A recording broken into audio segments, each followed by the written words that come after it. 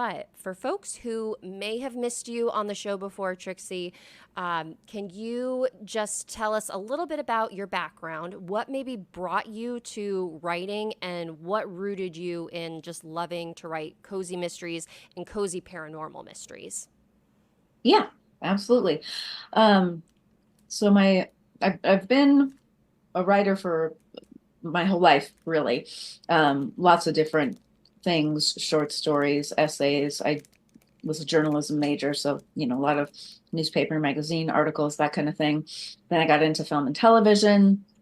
Um, actually ran a film school for several Oh, years, wow. and just really the process of filmmaking and the turnaround time and the schedules and that whole world Mm-hmm. was not something I wanted to spend my life in. So it was a fun excursion, side trip, side quest for those of you who play D&D.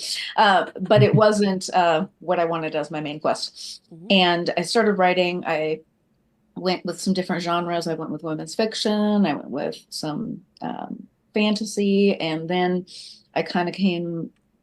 I think I was at a writers' conference, and I met a couple of authors who were writing cozy mysteries, and we started talking about it. And I'm like, I love that. I love everything about that. And then they started talking about the paranormal elements, and I'm like, okay, I love it more if that's possible.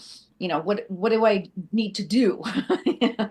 And so we started talking about that, and then I started with the Mitzi Moon series. And I think that first book, Fries and Alibis, gosh, I must have worked on that for maybe 8 months, Mm-hmm. and I rewrote it 6 or 7 times, and kept having different people look at it and give me feedback, and it just took a while for Mitzi to take shape in my head. Mm.